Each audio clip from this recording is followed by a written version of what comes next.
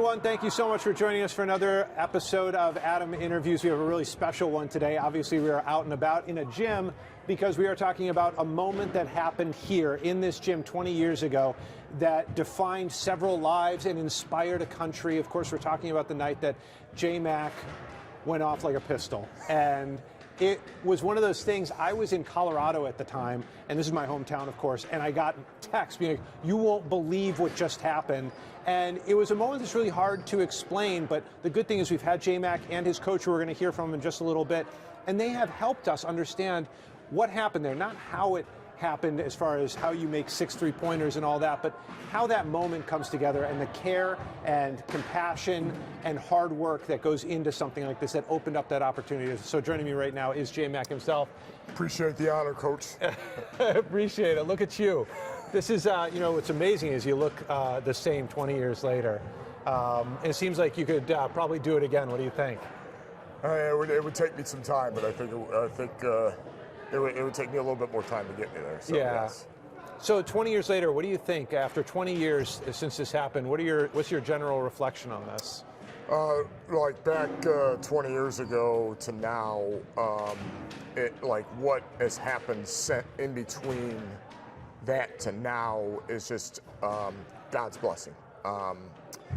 Going from a normal, average human being to somebody that is now a blessing to kids with special needs, and I hope the legacy of it inspires others that when your number is called, when opportunity knocks, after all the work ethic you put into it, that you can cherish anything in your mind.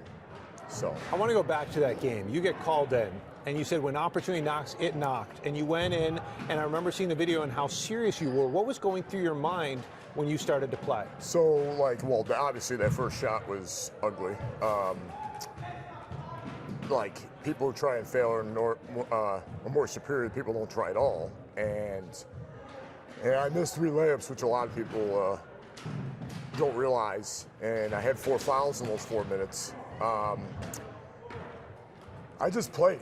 I never thought of anything. I just played and gave it all I had. And what was best about my teammates that year was that night when your star best player who led us to a championship that year, the first since '92, said you were not passing the ball when you go in the game. Me, Ricky Wallace, and I said, okay. All right, I didn't have to think twice. Yeah. So when you hit your 4th and your 5th 3-pointer, did you know something magic was happening? I think it was God's plan. I didn't understand it at the time. Walk by faith, not by sight. I didn't understand at the time that God had a plan. Mm-hmm. And I'm a big believer in the Lord Jesus Christ, that God rewards hard workers, hard work. Mm-hmm. Great things happen to great people, and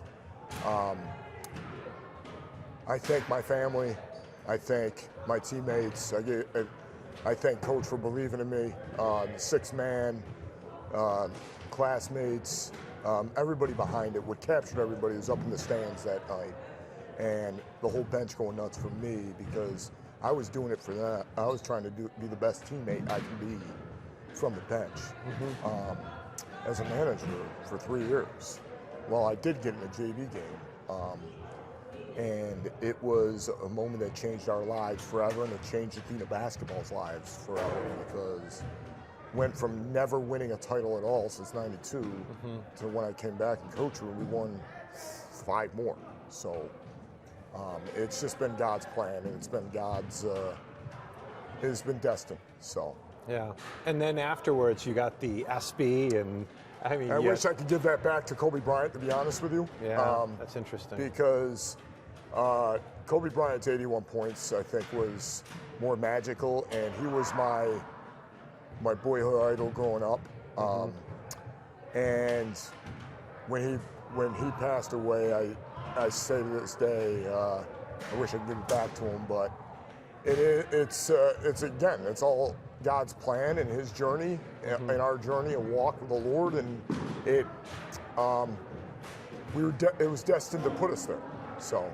Yeah, and then the book that you wrote, and of course Coach Jim Johnson, and then there was a short film. What has that been like to be part of that?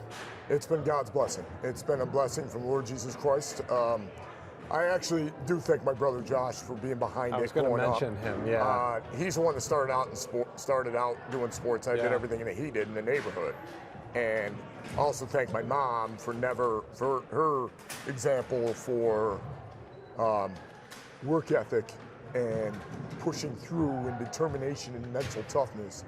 And thank my dad for driving me everywhere as an Uber driver. I've had my license for 2 years now as a driver. And when my bike accident happened, that was another thing that God said, go get your license. Yeah. And going from the athlete, being interviewed all over the place, to nowadays running the J-Max show, it was Coach Broderick that said after their NCAA tournament win and the Empire 8 championship, that was the first game I ever covered as a media guy, and I saw no media coverage at a sold-out Division III game at Oswego, and I saw it at Naz, and I saw it at Brockport, and Kevin Broderick, who just got his 500th win, said, why don't you stop complaining about it, you do something about it. And that was another one of my God's calling. And when I was in the hospital with my broken ribs and punctured lung, I made 6 phone calls to college coaches to try to promote Division III as my Division III platform. After I interviewed Broderick, I talked to him about it. I talked to Coach Reno over at U of R. I talked to Greg Dunn over at Brockport. I talked to Coach Leone at Oswego. I talked to Mike Rossidoni at Fisher and Rob Groh at RIT for baseball. Those 8 calls, they gave me their full support, and ever since then, that's what I've been trying. That's my mission now. So. Yeah, that's incredible. So the J-Max show, when did you? I'm trying to remember. Was it 2 years ago? 4 years. 4 years ago. Time is. How did you recover? Like, what was that like? How bad were the injuries when you got into the accident? I was in an induced coma for like 3 days. I had 9 broken ribs, a punctured lung, and a broken clavicle. And now I have a different perspective. Like coaching, doing what I do now as a bus attendant at Greece Central for the last 6 years. It told me to be thankful for every day I get in this earth. That's a life lesson I learned. Yeah. Give glory to God every day you get on this earth. And I became a real born-again Christian, and I'm not afraid to express my faith at Faith Bible Church with the song leader Tom Brado was on Spencerport that night. And they witnessed to me, and I gave my life to Christ in 2020 during COVID. And I was in a deep depression during COVID. Yeah. And that changed my whole life. How are you feeling now physically? A lot better. I've run 2 ultra marathons. I'm back doing normal things. I still work out on a daily basis. I've run 2 50Ks since then, a marathon since then. I'm just thankful to be doing what I do on a daily basis. Yeah, and the passion that you have for local athletics has never waned. And I have to say, obviously I was impressed with that night, and then the recognition that you received and how you handled that recognition. But one of the biggest things for me, having been a runner, is when I found out that you ran a sub-3 marathon in Boston. I've run Boston 5 times, and it's... That's crazy. That's amazing. It's been a blessing. That's the most historical events in all of sports. Yeah. And being a part of all the championship teams I've had in this building through basketball, strength and conditioning coaching soccer for 8 years, having been a part of 11 sectional titles here. Won one at North Star in 2021. It's just been a blessing, and I thank all the former athletes I've coached. I had a pleasure of being an assistant coach with. I thank all the colleges that have allowed me to interview their athletes, all the high schools that have allowed me to interview their athletes. I thank the administrators that I've had over the years. It's just been a blessing for the last 20 years. What other projects are you into right now? What's going on? Tell me about. Well, with the J-Max show, it's 14,000 followers on Instagram. Unbelievable. Over 2,000 on Twitter, 1,000 on Thread. I have TikTok videos where my mission is to witness more people to the Lord and get athletes to learn how to talk to the media, like in a right way. Because college coaches look at that, and I have a lot of them that follow me, and it could hinder them, or it can help them. Like they want great, like Kevin Broderick for sure. I know what he wants. He wants great human beings. Not only great basketball players, but great human beings and great teammates. And that's all the Division III schools want that. Yeah. So if you don't want to talk about this, I understand it. But I think it speaks to how incredible your life has been and what you've accomplished. You obviously have autism. Yes. What has that been like for you, like an experience for you in your life? It's like peaks and valleys. Peaks and valleys of learning how to deal with, like for 20 years straight, when your name's out there, that's the hard part for me. The biggest thing I took for granted back then is you gotta know who your true friends are when you're in the light. I didn't even know back then. Now you're in the light, they all want to be in your life. And then you have people that are, you gotta find out who your loyal friends are and your loyal family members are. I mean, you got to know who, if they really love you or they really just want the fame off you. And that's the biggest thing on a daily basis. There's not a day since that night I walk out of my house, people still talk about it, like periodically. And it's a blessing. Like, I've done a lot more. I feel like I hope I've done a lot more since the game. And the life lesson I learned from all of this is giving back to the youth. And it was God's calling to be a bus attendant, coach and train kids. And I'm also a girls basketball referee. I just started this year as well. And that's been fun. I've covered a lot of, I'm at a game every night, college or high school. Yeah, so. It's you're such a fixture in the community, and I'm glad you mentioned your brother, because I felt so emotional when I was reading that he wrote or helped to write your speech when you got. He's been a blessing. So what's he like? He's a little different personality than I am. Yeah. He's the one that started me out doing things, and when it came to his biggest goal was to have me drive a car. Yeah. And I wasn't ready at 16. Yeah. I was definitely immature, but like after my accident, it dawned on me. Parents are getting older.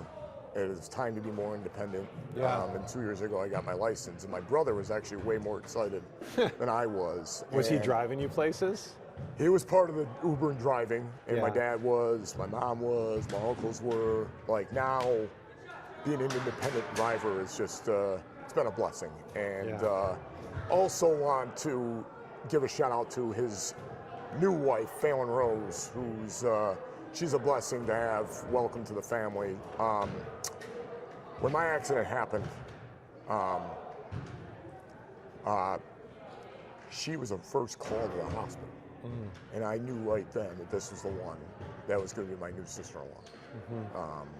And she's been very supportive. It's just been amazing. And come to full circle, the Spencerport coach, not trying to get off track here, his son was an all-good Rochester player at Avon. He's our 7th man at Nats. There you go. So, and it just comes to full circle. Yeah. And I just want to thank all the college athletes that have taken the time to interview with me after wins. Absolutely. So real quick, you're here. What is it like to be back in the gym? It's just a lot of memories, a lot of great memories, a lot of great blessings, a lot of peaks and valleys. To be among all the accomplishments we've had in this gym, Coach and I, and that we were part of setting the standard in our tenure here. But Mike Setzer, I'll give him a shout out. He's kept this program a living legacy. seeing him win last year to add another banner that's been in this gym. And if you go through last 25 years, Athena basketball has been in the semis or in the finals in sectionals. Right. And it's been a winning tradition here. And I just hope that this generation in Athena doesn't take that for granted for years to come. Yeah. What else do you want to add? What am I missing, J-Mac? No, it's, yeah, go follow the J-Mac show and follow all the Division III athletes. Yeah. Only 6.4% play at any level in college. Right. Only 2.5 play Division III or JUCO or Division II. Follow all those interviews. And I give all those guys that I've dealt with at the college level, all those coaches, they're like family to me. And Friday night, they're playing Brockport. And it comes to fruition that the first Empire 8 team that I interviewed at NAS, Broderick's son and his teammate are coaching the other team. And I didn't have to request that, thank God. I wanted them there because, and all the former players I'm trying to get here, teammates I'm trying to get here, those two guys meant a lot to the start of the show. So, J-Mac, Jason McElwain, we're just so happy to talk with him, and you're going to hear from Coach Jim Johnson in a second. Full circle, I think that helps to define what is happening here 20 years later. Stay tuned, we got more in just a moment.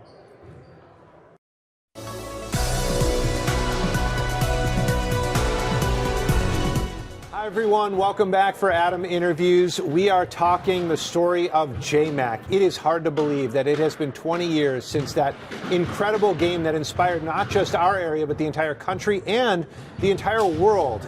It went viral before viral was even a thing. And we're so happy to call J-Mac our own. We're also so happy to call his coach, Coach Jim Johnson, our own too, because the fact of the matter is this would not have happened without him. So Coach Jim, I can't thank you enough for joining us. We really appreciate it. My pleasure. Looking forward to it. All right, so can you believe it, 20 years? I can. It seems like, I've spoke about it for 20 years now, and every time I show one of the videos, I get cheered up, and I can't believe it's 20 years. It's crazy. Yeah, it is pretty amazing. So the story is, as some people know, is he was very much in love with basketball. You gave him a chance to be on the team, be part of the team, and in that game, you guys were up. What made you decide now's the time? For him, he was our team manager for 3 years, and he was so committed and dedicated to our program that I just fell in love with the kid. And we always talk about bringing the right players into our program, and he was what we call the we over me guy, and he was always given to the other kids. So his senior year, when he didn't make the team, and I asked him to serve as team manager, I said, I want to give you a gift this year because of your commitment and loyalty to our program. And the gift is I'm going to put you in a uniform for senior night. You can go through the senior night ceremonies, and then it was hopefully get you in the game. And as I kid people, periodically he would ask me about the uniform. And of course I defined periodically as about every other day. Yeah. But it was a very intriguing season because we were expected to be very good. We had a real internal strife for a while, but Jason was kind of our rock, and fortunately we rallied, and then having that game. The thing that touched me so deeply, Adam, is that I never asked the 4 players on the court. We always talked about what it takes to be a great team, but I never asked any of them to pass the ball, yet out of their own hearts they passed the ball to them every possession. So when he went in, he missed the first three-pointer, then missed a layup. What were you thinking at that point? My whole dream when he got in the game was I wanted him to score a basket. I thought if he could score a basket, that would be, a memory he will cherish for the rest of life. And his first shot wasn't good. He missed by like 6 feet. But then the second one hit the rim, so I was like, all right, we're getting closer. And I was praying to God, even though you're not supposed to pray in the public schools. And then when he made the three-pointer, I was like, oh my God, God is good. He's going to have not only a basket, but a three-pointer. Then he made another one. I was like, oh my God, this is crazy. And so that was 2, and you're thinking, what a night. Right. When did the magic start to set in for you? This is something special's happening. Well, I think it was after he made he made a couple, and then he made one where his foot was on the line, where I was like, oh, the official could have given him 3 on that. And then the thing that impacted me so greatly, about a minute ago, I was crying. I couldn't believe what I was witnessing. And I get a tap on my shoulder, and I'm shocked. I look behind me, and it's Jason's mother, and she's bawling her eyes out. And she gives me a big hug and whispers in my ear, Coach, this is the best gift you could ever give my son. Of course, I cried harder. I was so touched. Yeah. And then how the game ended, too. Where Spencerport, and I want to give kudos to their coach and their players. They're great sports, but they scored with about 10 seconds to go. And our player that takes it out of bounds normally throws it our point guard. We throws it to J-Mac. So I thought that J-Mac was just going to go down and make a layup and end the game. Oh, no, he pulls up like 2 feet behind the arc. I'm thinking, Jason, don't shoot from there. You're going to ruin this moment. He launches this rainbow, swish. And then all I remember after that, Adam, is, oh, my gosh, I'm living the movie Rudy, because the whole gym ran on the floor, and our players put him up on their shoulders. He got the game ball over his head. And the thing I'll never forget is I had no idea how many points he has. And then our public address announcer comes on and says, the leading scorer for Athena, J-Mac, with 20 points. I'm like, oh my gosh. Unbelievable. Yeah. That's unbelievable. Do you still talk to that team? I mean, was that a special, do you still keep in touch? Yeah, I mean, I see some of them periodically. That was a long time ago now, so I don't see them as much as, because I coached, that was about halfway through my career, so I see players that I've coached more recently more than I see that team, because that was over 20 years ago. So, yeah, it was a challenging year, but it ended up being such a gratifying year. What made it a challenging year? We got divided over some issues with our assistant coach, and really made it difficult on us. And it divided the team, and it was a very difficult segment for me. When you talk about this, you became a public speaker afterwards, a motivational speaker. Yeah. When you talk about this, what are the lessons that you drive home to people? Well, in my one keynote, I call it "Dreams Really Do Come True," and I talk about giving people, an inspirational story is Jason's story, but I also talk about some keys. And one of the things I talk about is having passion. And Jason was a great illustration. He loved basketball. I think you got a clarity of what you want, so I call it your personal mission. Then I talk about your goal setting. And then really the essence that Jason really, a couple ideas would be perseverance, the ability, he tried out 3 consecutive years. I never in my 30 years as a head coach ever had someone try out more than twice if they didn't make the team. And not only that, he came to all our off-season workouts. And then one of the things, the famous Carpe Diem, seize the day. You never know when you're going to get your opportunity, but when you are you prepared for it? Jason was a guy who was always putting extra time in, and when he got his chance, he seized the day. Yeah, so. Unbelievable. What has that been like for you? You wrote a wonderful book. You've been on. So what has this experience meant to you? The best thing that, I am a believer in God, and the message he sent me was 2 things. One, I think he gave a lot of hope for people on autism spectrum, because it was 20 years ago, and there's a lot of still mysteries about that. And the second thing is it really taught me what I'm in coaching for, is that to make a difference in young people's. Because I was kind of known going into Jason's senior year as the coach that couldn't win the big one. We'd have winning seasons every year, and then we'd fizzle out in the sectional tournament.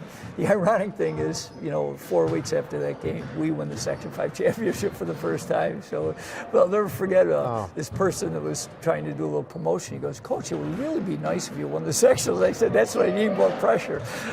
But it really showed. And going back to Jason's is the fact that he was such a great teammate, and they could give back to him. So, what's it like being in the gym right now?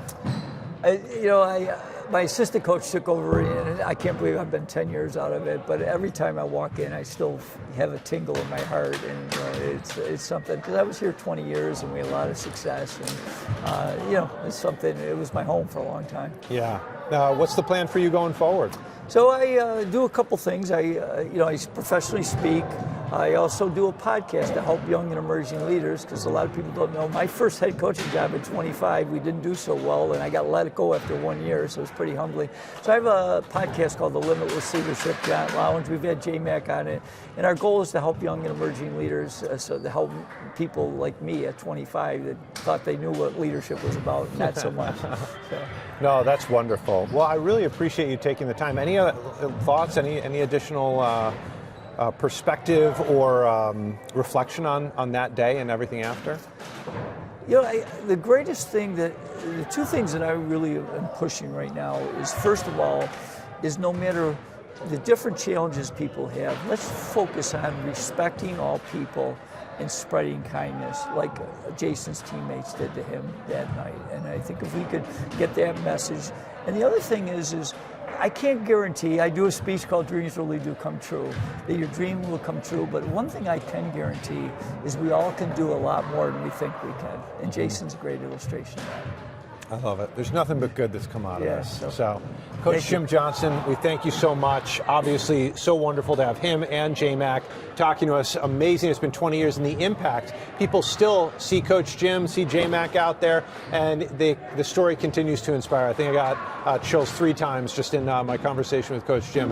Anyway, thank you so much for watching. Of course, we are doing this every weeknight. The Adam Interviews episode, a new one drops at 8 p.m. Please tell your friends and family about the Rochester First streaming app so they can download it and get this great content like you have. Take care, everyone.